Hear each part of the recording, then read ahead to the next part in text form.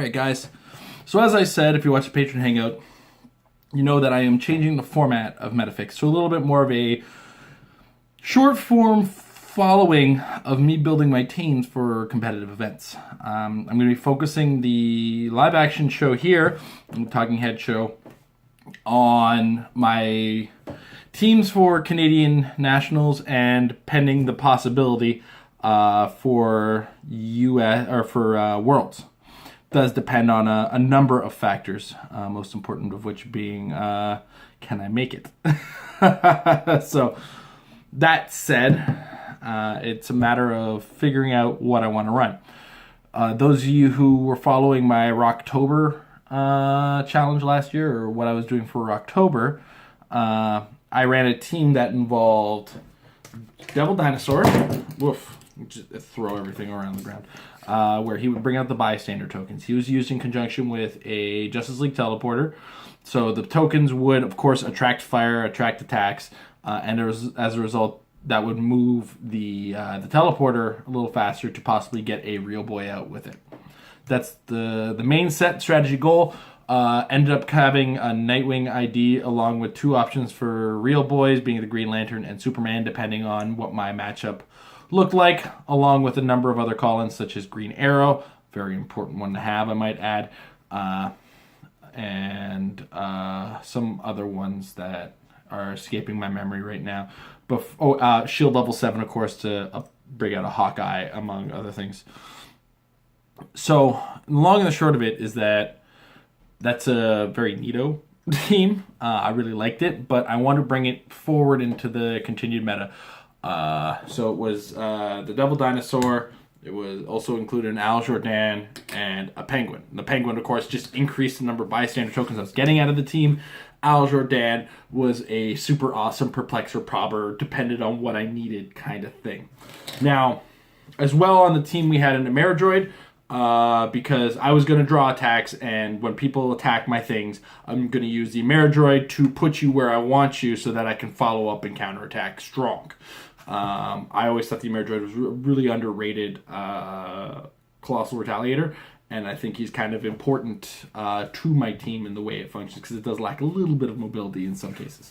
I also had two Carnages, because why not add more bystander tokens for 10 points a pop? This, of course, came with a full complement round table. So for those of you doing the math, it should come out to about 300 points. I believe it is actually exactly 300 points. Let's do the quick math. 190, 40, it's 230, plus 235, or plus 35 is 265, plus the 35 points for a full teleporter. Boom, we got it. All right, problem. Coming into the new meta, we've looked into the Uncanny, or the new X-Men set, X-Men First Class. X-Men First Class, of course, is going to come in with X-Men ID cards, which need to be factored in. It's also going to come with a couple characters that are problematic to picket powers. Now, that means my Al Jordan becomes a problematic element on my team. The reason it's a problematic element is, should somebody choose either Darwin or Leech, they're going to say that I can't pick powers that are super useful and super required for my team. And if they're choosing Darwin, I'm giving away free damage. Now, granted, that free damage could lead to some Colossal Retaliation, but for the most part, I don't think Darwin is really leaving starting areas. So, I mean, I throw Carnage at him, great. I'm maybe giving up 10 points if I can't score the 30 right off the bat. And Darwin does have some defensive powers to back him up. So long and short of it is, I think Al Jordan's a little bit more risk than reward. In addition to which, if you can't beat him, join him. I'm going to throw a Leech on the team. Leech at 30 points is super flexible in the fact that I can turn around and tell my opponent that they can't choose a power that would be really super obnoxious to me. If they have a pick a power and they want to choose, I want to use a Green Arrow on them the next turn, I'm going to make sure that they can't choose Super Senses, that kind of idea. So Leech says you can't choose Super Senses, then I can attack with my Green Arrow unfettered and do a lot of damage with him, to say the least. Because Super Senses is one of the only defense powers that can actually stop him, because Green Arrow has to hit for his power to stop defense powers from working, and if you make that hit with the Green Arrow, you need it to stick, and a Super Sense turns a hit into a miss. So, an important element to note when it comes into these kinds of things. So, long story short, I want to make sure that, one, I can control my opponent's pick powers. and get the powers that I want out of them. And 2, I want to still be able to be as flexible as I was with the Al Jordan. Now, that's going to take a little bit of work.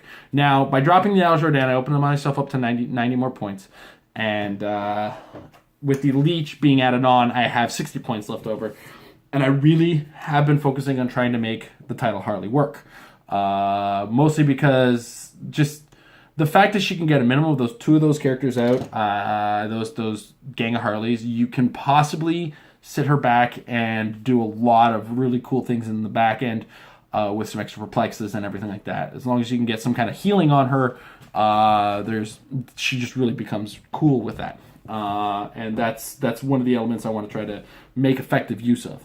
So in order to facilitate this, the round table is what's going to take a major overhaul on my team, in addition to those 2 figures being added on. So the assumption is I'm going to get my hands on a Leech. Somehow, some way, some shape or form, Leech will make my possession. I don't believe he's much rarer than... I don't think he's any higher than a rare. I think he's even an uncommon. And what that means is that I now need to kind of look at what I have on my team and make sure that my round table focuses it a little bit more on the output of a lesser team. So, Green Arrow stays, obviously, as an ID card, and this is going into Canadian Nationals. I'm not thinking about Worlds just yet. That may be but the next episode I cover. But this is all part of that future planning is the end goal of this episode, and you'll see why in a second. Future knowledge and prior kind of thing. Anyway, I'm off track. So the ID card, you gotta have the Green Arrow. That's a given. I'm gonna keep the Superman ID on it for sure. Superman ID is very flexible with the number of Supermen that we have. We have some low point, we have some high point. If I look at an opposing team and I say I'm not gonna be getting to my high point characters or my real boys, it's time to just bring out some lower point Supermen. I will do that because there might be some games where I empty all but 2 of my ID cards onto the table just in order to make my team survive. So that's 2 ID cards already given. So I have, I believe it's 5. No, I have, 5 more, 6 more, 4 more. 6 is the end goal. I get 4 more left to go. So of those 4, one of which is going to be Zatanna, so that I have Prob back on my team. For one, Zatanna comes out with that John Constantine bunny rabbit. So for a turn when I call her in, I've got 2 Probs. Not a bad drawback, or not a bad payoff for that, right? And then once she's gone, I have the permanent tiny Prob with the little bunny. And then Nightwing will stay as an ID card as well, because Tony Zuko and some extra perplex, some support for Harley Quinn is, if I'm going to be standing back 2 title character her up. The goal in this, of course, is to get Harley Quinn to 6 at some point. Still use the Bystanders I have. Still use the Penguin IDs. And the Harley Quinn at late game is going to add to this. Now, I have 2 other ID cards that I'm considering the options with. And that is the Swordsman and the Katana. Now, that, of course, will bring my count up to the full 6. And this is where I get a little tentative. And I'm going to have to... We're testing may or may not make some differences on this matter. The most important element is that I really want to try to get the drop bears to roll some blades with the swordsman. That could just mean that I have to throw some homicide crabs out to move my round table a little more, get some damage dealt to me through attacks, force reactions in some way, shape, or form. That's ultimately how it looks like I have to do it. But that may or may not happen, and trying to force it with the katana and the swordsman could be a little bit of overkill. Plus, late game, it might in the end not be worth it. In addition to which, I lose out on the shield level 7, which is the second most, or is the other super flexible ID card. I have to retest and retry things, but I'm leaning in the area that Swordsman is going to be my my extra ID. For one, I could very well just need Swordsman on a rough particular game. Two. And I don't think the katana just sticks around. Her abilities don't really linger long enough, and Swordsman's kind of the one payoff go, but is more easy to bring in with the team that I am planning on playing. Subsequently, losing out on shield level 7 is probably the most ridiculous idea I could ever consider. So I'm probably not going to. And taking a turn to rest while choosing invisible with the Pogs forces in the late game my opponent to kind of rethink their strategies, because when they're dealing 2, 3, 4, they have to be dealing minimum 3 damage to my Pogs, which moves my round table a little faster to that Superman. These are all the things I'm taking into consideration for this. So as you can imagine, my brain is melting with all of this. And part of this all came from the fact that a single set of figures, that being Darwin and Leech, have both forced a little bit of rethinking of the gameplay stratagem.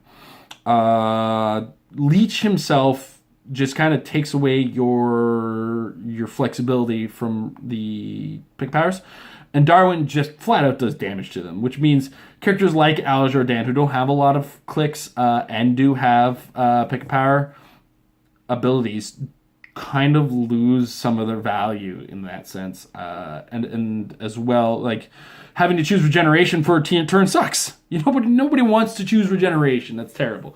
It's a terrible turn. So in addition to which, by gaining Leech, I actually gained a double Outwit. So Outwit was a power my team was kind of lacking, and Leech is tiny, so I add Outwit to the potential on my team. In addition to which, I still have my +2 perplex from Harley Quinn. I just need to be a little bit more careful with it and use a little bit more proper planning with it.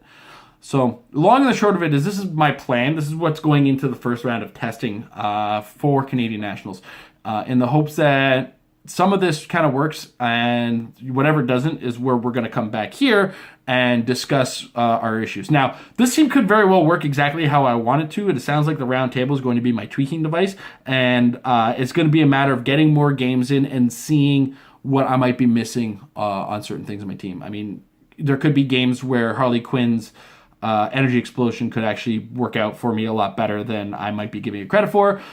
There's just all kinds of things that go into this particular team that go a long way towards my planning. I could very well have to scrap Harley Quinn because her KO ability and her title ability might be problematic. Who knows? So we're going to play it out. We're going to see what happens and go from there and hope that things work out. And if they don't, like I said, the next time you see my face talking about my Canadian Nationals team, we'll readdress that. Next, when I talk about my Worlds team, we of course have to think about a world without a teleporter. And those of you who know me know that I do like to kind of get as many things on the table as I possibly can in order to, one, keep myself on my toes, and two, keep my opponent wondering what the heck is going to happen next. So with that, I want to thank you guys for watching. Hope the new format works out for you guys, and any comments that you have about my team, any ideas that you have for my team, let me know in the comments below. I will either refute or agree and attempt to work around it. That said, I do want to hear your ideas, hear your comments, hear your suggestions, your feedback in general.